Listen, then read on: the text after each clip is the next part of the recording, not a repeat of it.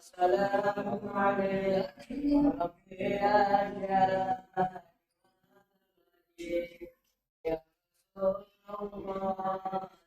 سلام عليك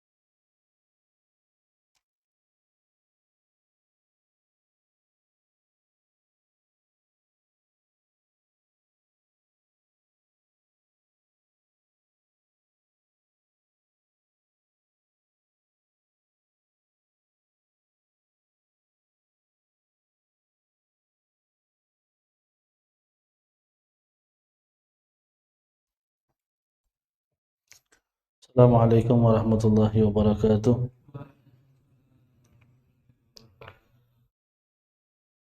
Bismillahirrahmanirrahim. Al-Fatihah ala hadhihi niyya wa ala kulli niyatin salihah wa ala man wasaja Abdullah bin Alawi bin Muhammad al-Haddad wa ala man wa al-Habib Ahmad bin Zain al-Hamshi wa ala man wa al-Bakr Muhammad Sagaf wa ala man wa al-Hamd bin Syaf wa ala man wa Syekhina al-Habib bin Hafidh wa ala man wa Syekh al-Ghazali wa ala man wa Syekh al-Mati Muhammad bin Muhammad an-Nawawi al-Bantani wa ala man wa Syekh Imam Jalal bin Sa'ud ala hadhihi niyya wa ala kulli niyatin salihah wa ila hadratin Nabi sallallahu alaihi wasallam sirr al-Fatihah. أعوذ بالله من الشيطان الرجيم بسم الله الرحمن الرحيم الحمد لله رب العالمين الرحمن الرحيم مالك يوم الدين إياك نعبد وإياك نستعين اهدنا الصراط المستقيم صراط الذين أنعمت عليهم غير المغضوب عليهم ولا الضالين آمين بسم الله والحمد لله والصلاة والسلام على رسول الله محمد بن عبد الله وعلى آله وصحبه ومن والاه ولا حول ولا قوة إلا بالله نوينا التعلم والتعليم والنفع والانتفاع والتذكر والتذكير والإفادة والاستفادة والحث على التمسك بكتاب الله وسنة رسوله والدعوة إلى الهدى والدلالة على الخير ابتغاء وجه الله ومرضاته وقربه وثوابه من الله تعالى.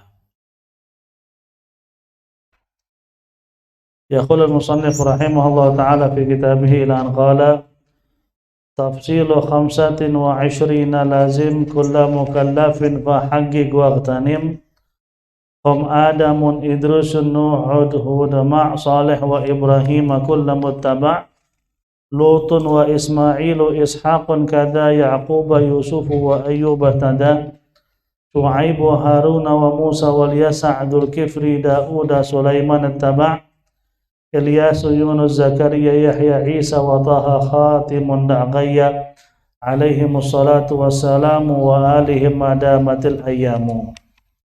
Hari ini kita akan masuk ke abiyat yang berkaitan dengan jumlah para rasul yang wajib kita imani. Pada dasarnya utusan Allah Subhanahu wa taala itu kepada kita sebagai umat manusia ada yang disebut dengan para anbiya, ada yang disebut dengan para rasul. Ada nabi, ada rasul. Kalau nabi itu jumlahnya sangat banyak. Jadi disebut oleh sebagian ulama jumlah para anbiya itu kurang lebih 124.000. 124.000 nabi. Jumlahnya berarti banyak para anbiya. Kalau rasul itu ada yang menyebut 313, ada yang menyebut 315. Jadi jumlah para rasul itu kurang lebih hampir sama dengan jumlah tentara di perang Badar. Jumlahnya hampir sama. Cuman yang wajib kita imani hanya ada 25. Nah, terus yang 300 lebih itu kemana? Mereka kita percaya dan yakini mereka itu utusan Allah. Cuman nggak wajib bagi kita iman kepada mereka karena yang 25 nabi inilah yang disebut dalam Al-Quran. Ya, itu alasannya. Jadi yang selainnya kita wajib imani, kita harus meyakini tapi nggak wajib beriman karena di situ sejarah-sejarah para anbiya rasul yang lain itu masih samar-samar. Seperti para nabi kan Masya Allah 124.000. Nah perbedaannya kita sudah paham ya, seorang nabi dengan seorang rasul. Setiap rasul sudah pasti nabi. Setiap nabi belum tentu rasul. Kenapa begitu? Karena seorang nabi itu dapat wahyu, tapi untuk pribadi. Dan untuk orang-orang sekeliling dia hanya beberapa orang. Yang disampaikan kepada mereka sebagai nasihat, sebagai masukan. Itu disebut nabi. Dapat wahyu tapi tidak diwajibkan untuk menyampaikan wahyunya. Cuman kalau rasul dapat wahyu tapi diperintahkan untuk apa? Disampaikan, tabligh, disampaikan. Makanya bilang setiap nabi belum tentu rasul, setiap rasul sudah pasti apa? Nabi, karena sama-sama dapat wahyu. Orang dapat wahyu langsung disebut seorang nabi. Zaman itu ya, sekarang nggak ada lagi. Begitu disuruh sampaikan, itu dia otomatis nabi sekaligus rasul. Dapat wahyu, semuanya nabi. Dapat wahyu plus disuruh sampaikan, dia nabi plus rasul. Yang satu hanya nabi bukan rasul. Itu perbedaannya ya. Yang akan kita sampaikan ini jumlah para anbiya yang wajib diimani. Siapakah mereka? Disebutkan di sini tafsilu khamsatin wa ishrina lazim kullu mukallafin fahaqqiq wa qatanim. Rincian nama-nama para rasul yang wajib diketahui. Tafsil, arti tafsil apa? Rincian. Khamsatin 5 wa ishrin 20, berarti 20. 5 lazim, apa arti lazim? Wajib dikenal. Lazim itu seperti kata wajib.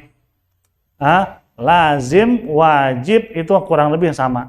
Wajib diketahui ada 25 rasul. Rincian 25 yang wajib diketahui, begitu kurang lebih ya. Kullu mukallafin, setiap bagi orang mukallaf. Setiap orang mukallaf. Siapa itu orang mukallaf? Orang kalau disebut mukallaf siapa dia? Baligh, berakal. Mukallaf itu satu kata, tapi yang dimaksud dengan mukallaf itu baligh, berakal. Itu mukallaf. Kullu mukallafin, setiap orang yang mukallaf, yaitu dewasa, maksudnya baligh, berakal, fahaqqiq waqtanim, maka diketahui secara nyata, maksudnya harus benar-benar difahami dan diyakini dan diimani ya. Kullu mukallafin, atas setiap orang mukallaf, fahaqqiq, harus diketahui waqtanim. Dengan mengetahui jumlah para rasul, kita dapat keuntungan yang besar. Apa keuntungannya dengan kita mengetahui para rasul? Syarat keimanan kita. Kan rukun iman apa?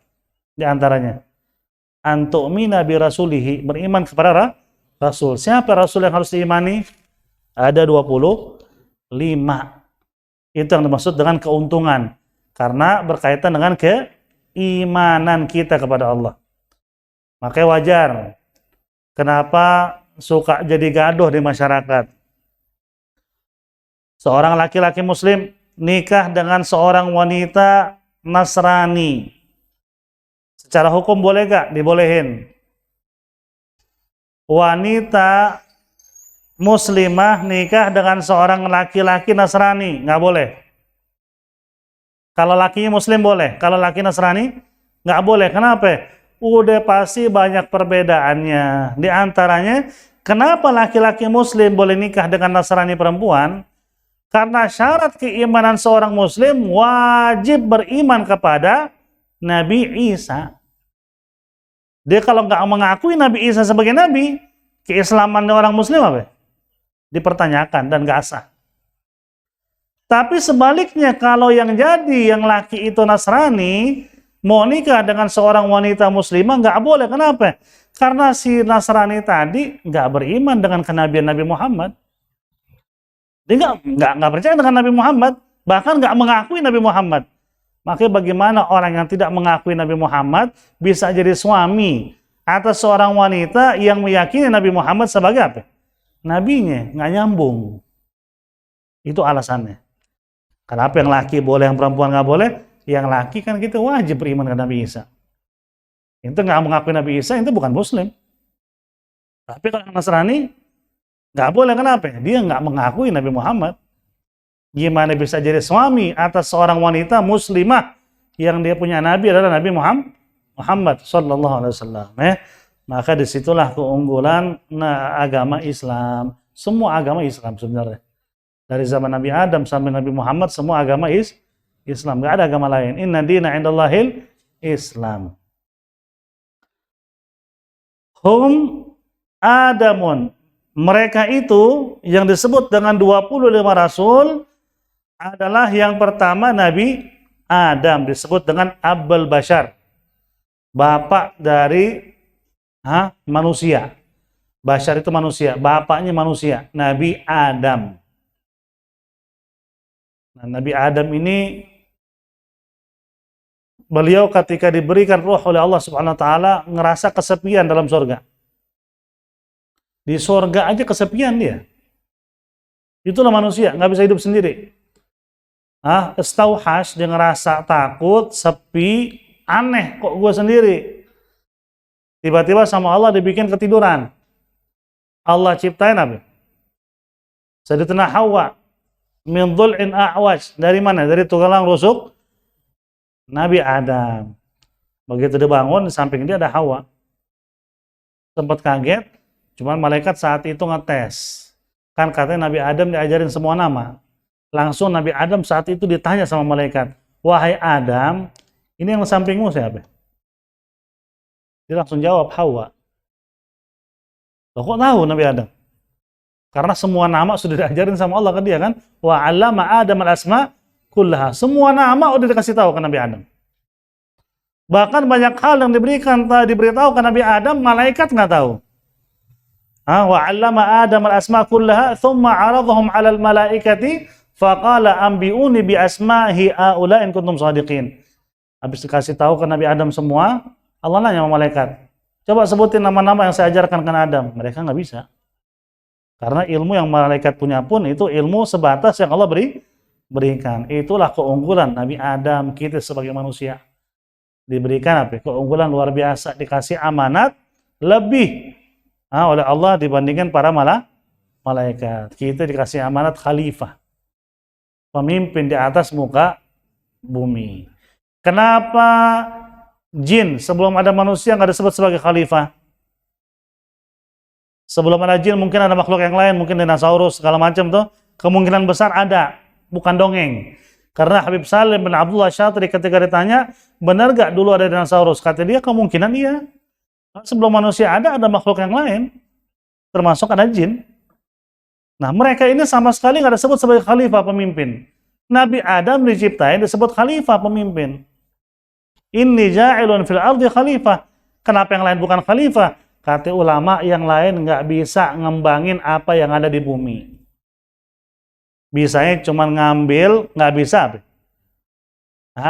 Nggak bisa ngelola. Dinosaurus bisa cuma makan. Nah, alam nggak bisa. Jin bisa cuma apa? Manfaatin apa?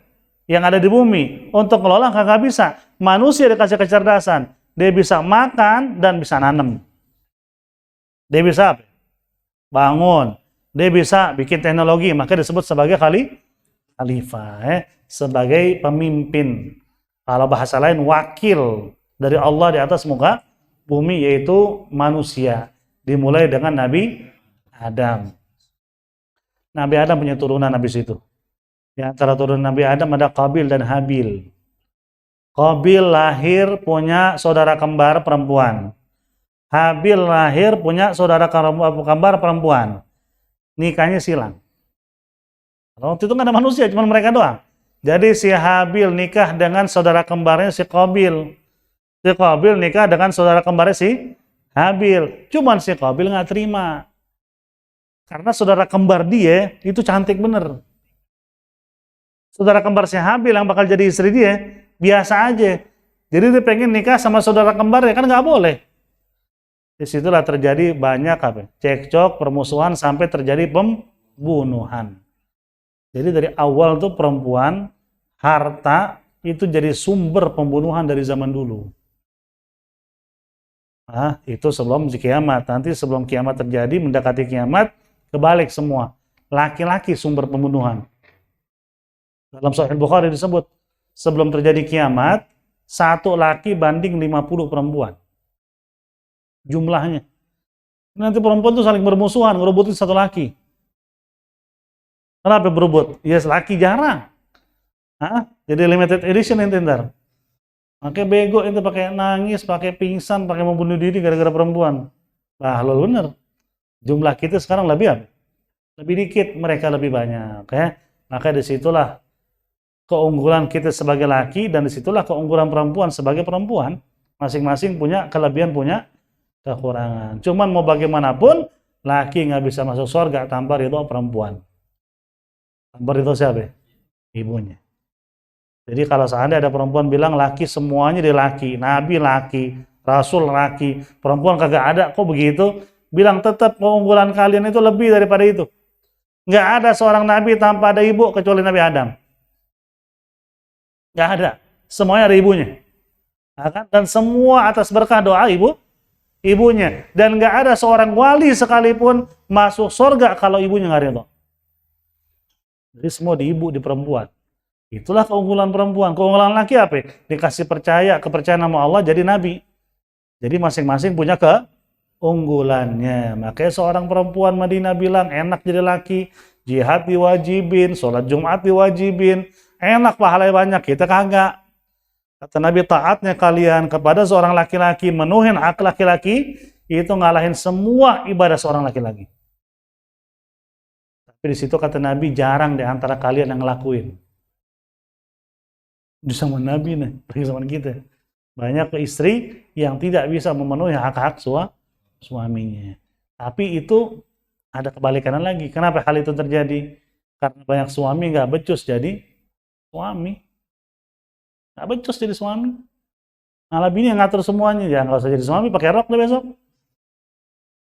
Seorang laki-laki itu harus tegas. Kasar nggak boleh. Tegas wajib. Keras jangan. Tegas beda ya. Keras sama tegas beda. Kalau keras itu ngaco. Bini suruh bikin teh, dengernya kopi dibikinin, ngamuk nih laki. Asal conge lo, nah ini keras namanya. Itu nggak bener. Cuman tegas, maksudnya hal-hal yang perlu dinasihatin disampaikan. Kesalahan bini yang nggak disengaja dimaafkan, itu tegas namanya. Nah, kalau keras kan semuanya salah. Ngelakuin apa yang salah, nah itu bukan suami begitu. Itu monster. Kasihan bini yang punya begitu, suami apa? Seperti itu, semua ada kebalikannya. Istri kenapa banyak yang begitu? Karena banyak suami apa? Nggak becus menjadi suami. Jadi masing-masing, bagaimanapun semua kembali ke imamnya. Imamnya siapa? Laki-laki. Seorang nabi menyampaikan semua wahyu Allah kepada umatnya. Ada kesalahan di mereka, kekurangan, yang ditanya siapa? Nabinya. Maka semua kembali ke laki. Kullukum ra'in wa kullukum mas'ulun an ra'iyati. Tapi nggak semua perempuan begitu. Masih banyak perempuan yang solehah, bukan nggak ada. Kalau nggak ada perempuan solehah, nggak ada laki soleh, udah kiamat gitu. Buktinya ada laki-laki namanya soleh maksudnya. Kemudian yang kedua, Nabi Allah Idris. Ini yang wajib diimani juga dan disebut sejarahnya juga dalam agama kita. Kemudian Nabi Allah Nuh. Nabi Nuh ini adalah nabi yang termasuk nabi yang hidupnya apa?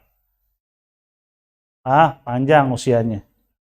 Nah, usianya itu kan dia berdakwah kepada kaumnya 1000 kurang 50.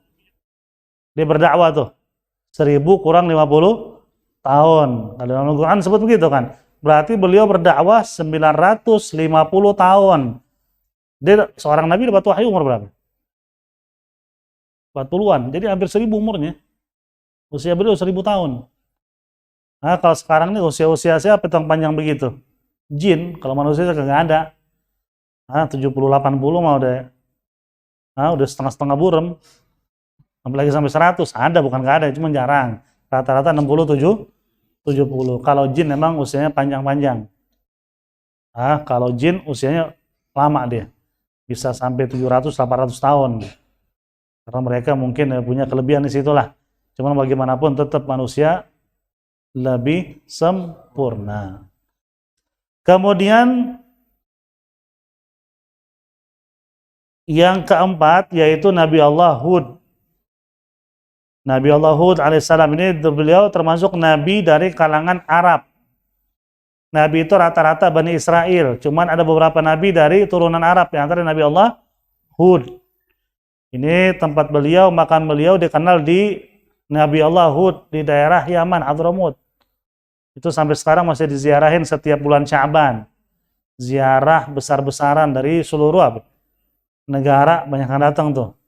Itu kurang lebih, Anda berapa kali datang ke situ, itu kan makamnya ke atas. Itu kenapa dikasih batas kayak kaki sampai ke atas gunung? Itu katanya dulu ada seorang kakek-kakek masuk. Itu kan 2 batu, rapat. Nabi Hud ketika dikejar sama umatnya, dia sembunyi dalam apa? Dalam antara 2 batu. Tuh batu kebuka, dia masuk, ketutup. Nah itu batu ada selanya. Dulu kata ada aki-aki masuk kurus. Disuruh. Nah dia tahu di dalam ada apa ya? Ternyata kata dia ngelihat manusia panjang. Kaki sampai ke atas. Di atas itu ada batu tertulis Hud alaihissalam. Di situ langsung diinfokan, makanya sekarang kasih tanda sampai atas tuh. Kayak tanda kakinya tuh. Emang segitu panjangnya. Kurang lebih 13 meter. 13 meter ya. Berarti bayi dulu brojol berapa? Hati-hati. Bayi dulu brojol apa? 2 meter berarti ya. Keluar dari perut emaknya 2 meter. Sekarang paling tinggi orang 2 meter. Maka orang sekarang udah kecil badannya, sombongnya Masya Allah ngalahin yang 13 meter. Maka disitulah kita sadar diri lah. Kita ini umat terakhir dan udah diakuin umat kita itu kecil-kecil. Makanya Nabi Allah Musa bilang, udah dah jangan sampai 50 sholat diwajibin. Umat itu tuh kecil-kecil. Ana udah coba kepada Bani Israel yang tinggi-tinggi, besar-besar, kagak mampu. Apalagi umat ente yang kecil-kecil begitu. Minta keinginan sampai jadi 5 sholat, 5 waktu. Di situ kata Allah, ini 5 waktu, tapi dapat pahala 50 waktu. Semua atas keberkahan Rasulullah Sallallahu Alaihi Wasallam. Kemudian yang kelima, Nabi Allah Saleh. Ini juga sejarahnya beliau termasuk turunan Arab. Beliau juga di Yaman, Nabi Saleh ini. Kaum Nabi Saleh diberikan kekuatan sama Allah. Mereka kuat secara jasmani. Bikin rumah, gunung dipahat. Gunung dipahat, nggak pakai alat, nggak pakai tangan. Jadi mereka rumah itu di gunung. Bikin kamar, ada kamar mandi, gunung dipahat teman-teman. Kuatnya kayak gimana mereka tuh? Cuman dengan kekuatan yang Allah berikan, mereka sombong. Akhirnya mereka dikasih apa?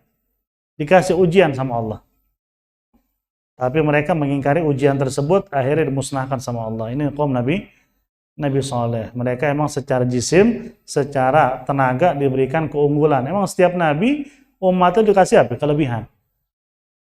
Nah, seperti Bani Israel itu mereka dikasih kelebihan cerdas, pinter. Sebelum mereka dilaknat sama Allah tuh. Cuman karena kecerdasannya jadi sombong. Setiap nabi diutus disepelehin. Lo ngapain jadi nabi lo? Mau ngajarin kita lo gitu. Jadi sombong. Akhirnya mereka dilaknat sama Allah. Cuman sampai sekarang kecerdasan Yahudi memang kelihatan. Nah, yang nguasain seluruh dunia siapa sekarang? Yahudi. Yang lain cuma cerita, tetap Yahudi yang megang apa? Yang megang kendali. Kemudian yang keenam, Nabi Allah Ibrahim yang disebut dengan Abul Anbiya, bapak dari para nabi. Kenapa Nabi Ibrahim disebut bapak dari para nabi, bukan Nabi Adam? Karena Nabi Adam nggak semua turunannya apa? Jadi Nabi Ibrahim mayoritas turunannya para Anbiya. Nabi Ibrahim punya anak Ismail sama Ishak. Ismail ini turunan dari ke bawah Rasulullah SAW. Nabi Muhammad itu bin Ismail bin Ibrahim. Kalau Ishak ini banyak Bani Israel. Nabi Yusuf, Nabi Allah, Musa, semua ini turunan dari Ishak. Makanya turunan Nabi dengan turunan Nabi-Nabi yang lain pada dasar itu masih saudara kalau ketemu di Ishak dan Ismail. Cuman turunan Ishak Bani Israel, turunan Ismail ini rata-rata tinggal di Arab, di Jazirah Arab, termasuk Rasulullah Sallallahu Alaihi Wasallam. Makanya wajar yang ngalahin mereka tetap turunan juga. Yang ngalahin Yahudi di akhir zaman siapa? Imam Mahdi. Imam Mahdi turunan Nabi, makanya saudara juga yang ngalahin maksudnya. Ketemu di Nabi Ibrahim, yang satu turunan Ishak, yang satu turunan Ismail. Yang ngarahin turunan Ishak nih yang ngaco-ngaco, turunan Ismail juga, yaitu Imam Mahdi. Nggak ada orang lain yang bisa ngalahin. Tetap turunan juga. Nah itulah jadi sunatullah kepada manusia. Yang ngalahin mereka tetap turunan daripada Nabi Muhammad sallallahu alaihi wasallam.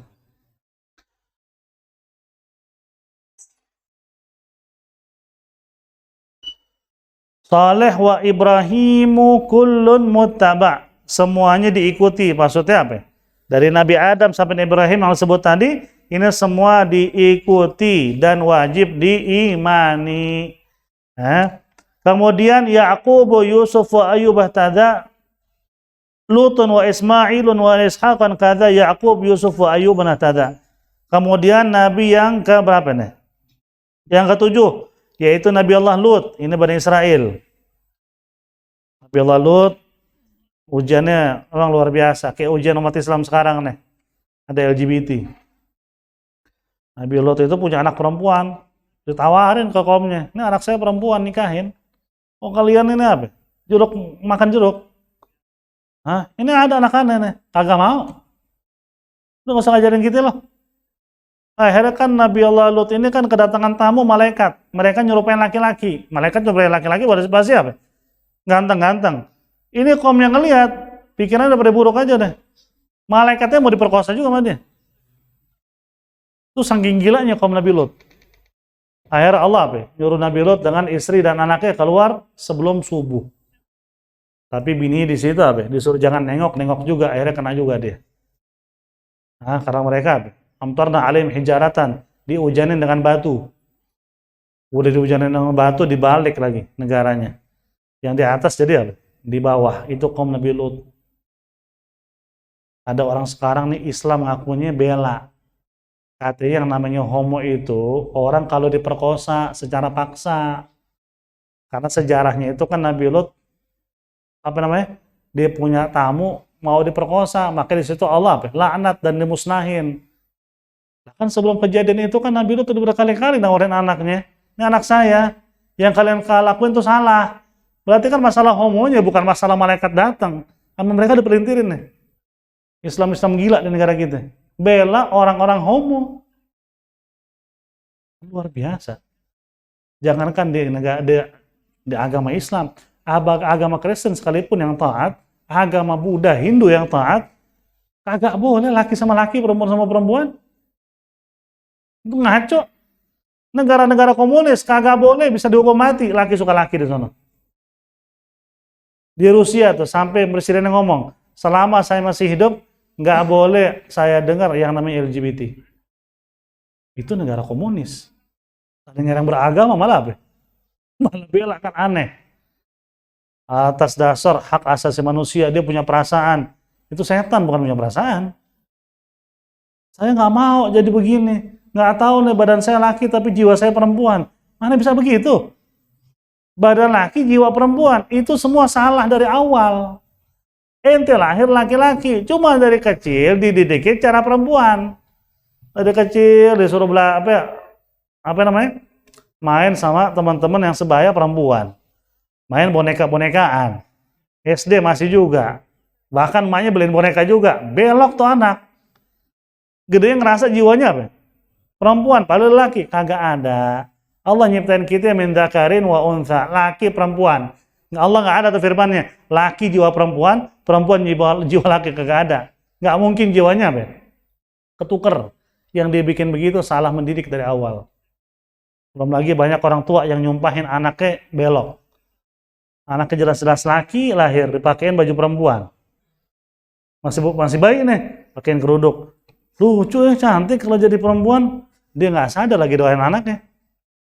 Padahal jelas-jelas anaknya apa? Laki. Cuman buat bercandaan. Lucu ya, cantik kalau jadi perempuan. Padahal nggak sadar itu mendoakan anaknya. Udahlah dari awal nanti bikin anaknya itu tuh apa ya? Benar-benar laki-laki dari awal. Tunjukin kalau dia apa? Sebagai laki-laki. Maka wajar zaman Nabi itu laki itu dia suruh main di padang pasir. Dia ajar naik kuda masih kecil. Kenapa? Biar dia tahu jiwanya laki-laki. Jangan sampai belok. Belum lagi yang perempuan. Udah jelas-jelas perempuan dibilang jiwa dia laki. Nggak tahu nih kenapa perempuan saya tapi jiwa saya laki-laki. Mana bisa begitu? Udah jelas-jelas di perut lo tuh ada rahim, kok bisa jadi laki-laki? Itu salah didikan lagi ya. Semua kembali kepada pendidikan dari awal ya. Dari awal dididik dengan cara yang baik. Dia harus disadarin kalau diri apa? Sebagai laki-laki, yang perempuan disadarin sebagai apa? Sebagai perempuan. Kemudian yang berikutnya, Lutun wa Ismailu. Ismail juga dari Bani Israel. Anak daripada Nabi Ibrahim. Nabi Ibrahim Bani Israel. Ishak ini siapa? Saudara dengan Nabi Ismail. Ismail dengan Ishak bersaudara.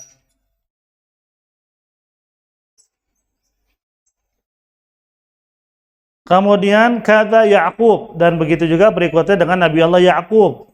Nabi Allah Yakub ini bapak dari Nabi Allah Yusuf. Beliau ini masa tuanya tiba-tiba apa ya? Buta Nabi Allah Yakub ini. Makanya kan cerita panjang tuh yang Nabi Allah Yusuf mau dicelakain sama saudara-saudaranya. Kalau mereka ngelihat bapaknya ini kok beda sendiri sama anak yang satu, kita beda. Padahal Nabi Allah Yakub udah tahu, ini anaknya apa? Nabi Yusuf ini emang beda dari sononya, bakal jadi nabi. Cuman dia diem. Yang lain iri. Karena irinya itu tadi, saudaranya mau dibunuh. Dibikin cerita-cerita macam-macam deh ke bapaknya, seolah-olah dimakan sama serigala lah, segala macam. Bikin dongeng ke bapaknya, padahal bapaknya tahu semua. Dia tahu mereka punya niat busuk apa? Kepada saudaranya Nabi Allah Yusuf. Dan Nabi Yusuf ini secara zahir dikasih kesempurnaan sama Allah.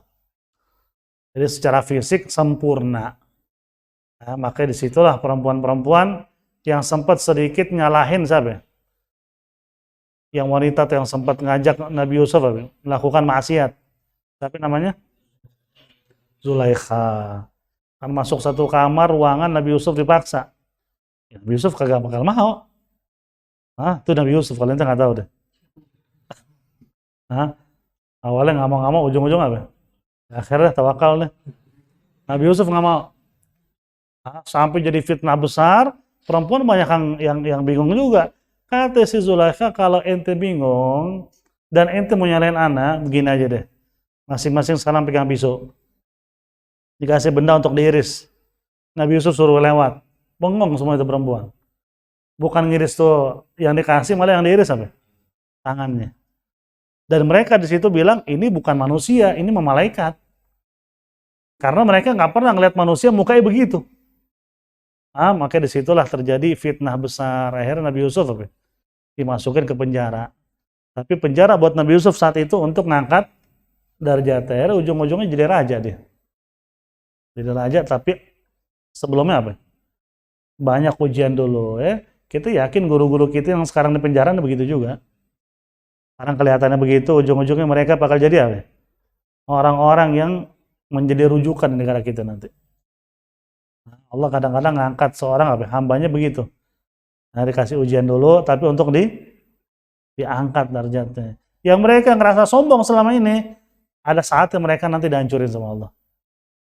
Kecuali mereka taubat ya, taubat Allah maha pengampun. Cuman meskipun demikian, jikalau dibandingin dengan kesempurnaan yang dimiliki oleh Nabi Muhammad, kata ulama perbandingannya itu 1 dengan 99.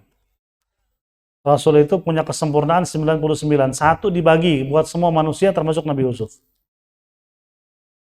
Nah, kok tapi nggak ada sejarah bilang Rasulullah itu gantengnya luar biasa, dikasih wibawa sama Allah. Nabi Yusuf ganteng luar biasa, tapi nggak punya wibawa sebagaimana Nabi Rasulullah.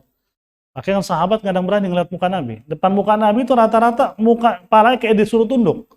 Padahal Nabi nggak nyuruh mereka nunduk. Mereka depan Nabi maunya nunduk aja udah. Sekali natap pun pernah sahabat mau natap, kata dia saya nggak bisa ngeliat wajahnya. Cahaya semua. Nggak kelihatan mukanya kayak gimana. Hanya beberapa sahabat yang bisa ngeliat muka Nabi. Di antara mereka Sayyidina Ali bin Abi Thalib. Karena dari kecil beliau hidup bersama Nabi. Dialah yang tahu ciri-ciri muka Nabi. Bagaimana cirinya, bagaimana matanya, bagaimana alisnya. Karena beliau dari kecil bersama Nabi. Sisanya kadang bisa. Kadang bisa. Karena wibawanya luar biasa. Sampai kata sahabat, Nabi kalau jalan sendiri dari jauh, kita dengar langkahnya seperti bawa 1000 pasukan. Padahal sendiri. Nongol sendiri, tapi langkah kakinya kayak ribuan orang ikut. Dan mereka kalau jalan di belakang Nabi, mereka lari Nabi apa? Jalan biasa. Mereka bilang kita ngelihat Nabi itu jalan biasa, kita lari di belakangnya. Seolah-olah bumi dilipat sama Allah buat dia. Itulah emang udah anugerah buat Nabi udah. Nggak ada yang lain udah seperti apa? Seperti Nabi Shallallahu Alaihi Wasallam. Kita bersyukur menjadi umat dari Nabi terbaik dunia maupun akhirat. Sampai sini dulu, sampai Nabi Allah Yusuf. Ada mau ditanya? Silahkan, fadhal.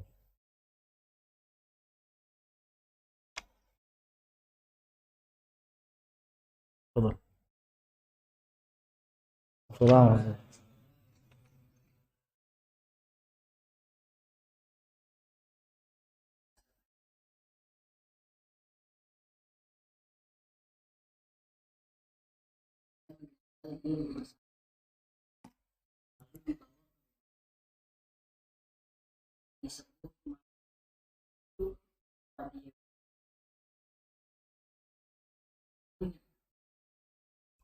Malam pertama bagi semayit, ini makamnya. Di rumah bukan malam pertama, ketika dikubur. Dikubur itu ketika ditinggal oleh orang-orang yang ikut apa? Nguburin, disitulah baru disebut malam apa? Malam pertamanya, bukan di rumahnya. Di rumahnya dia belum dihisab, belum diapa, ditunggu apa? Nunggu dikubur. Cuman kan ada orang yang nggak dikubur-kubur. Seperti adat orang Toraja tuh. Mayatnya kan ditaruh di gunung, di bukit. Didandanin, didudukin deh, sampai jadi tengkorak begitu. Tiap tahun dirayain. Jadi dibawa kalau dia sukanya apa? Sukanya makan apa dibikinin tuh. Segala macam. Mereka bagaimana tuh? Itu dari awal mereka mati emang udah dihisap. Nah, karena Allah sudah tahu yang mereka nggak bakal apa? Nggak bakal dikubur. Cuman seorang muslim nunggu apa? Nunggu dikubur. Rata-rata kan kita orang kan ibaratnya selama-lamanya juga nggak sampai sehari dikubur. Nggak sampai, paling lama setengah hari. Soal lama-lamanya sehari, itu paling lama banget tuh dibentok tuh. Pakai nunggu ada anaknya dari sono, dari sini mau datang. Pada dasarnya sebaiknya itu dikubur dipercepat. Kasihan. Lagi pula nunggu anaknya juga nih orang almarhum nggak bakal hidup. Tunggu ngeliat bapaknya terakhir kali. Buat apa ngeliat bapaknya untuk terakhir kali? Bapak masih hidup, lu kemana? Bapak mati baru datang mau lihat terakhir kali. Mau ngapain? Apa-apa dikubur, dia datang ke makam bapaknya, dia sholat di atas makam, sholat gaib, didoain bapaknya. Itu juga besok lusa, anaknya juga dipanggil kok. Mau lihat, mau ngeliat, ujung-ujung apa? Nyusul juga, mau kemana coba? Di situ kadang-kadang ada adat-adat yang harus dihilangin. Itu diantaranya almarhum terlalu lama apa? Untuk tidak dikubur, reklamaan, nunggu fulan, setengah hari lewat, mau ngapain? Aneh tuh, itu adat yang nggak bagus. Makanya kata Nabi apa? Tergesa-gesa perbuatan setan, kecuali di beberapa hal. Di antara apa? Nah, nguburin jenazah. Tergesa-gesa itu sunnah. Dipercepat lebih apa? Lebih bagus. Ada lagi? Ada lagi pertanyaan?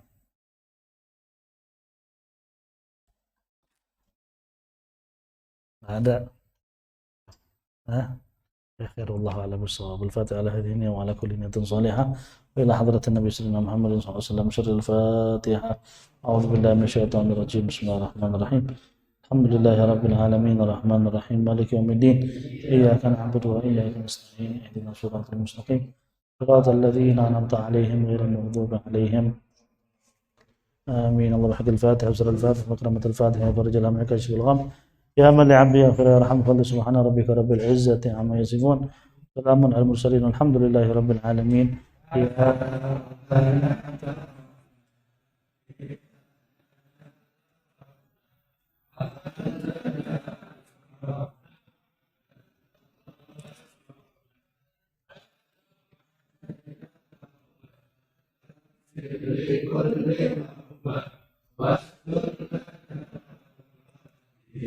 آمين الروعة واغفر لوالدينا ربي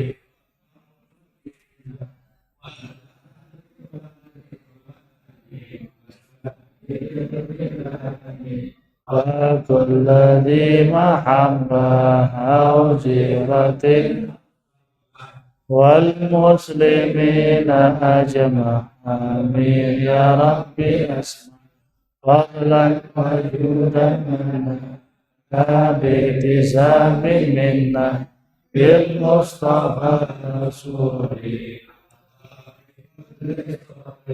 صلى وسلم ربي عليه عد الحب وآله وصحبه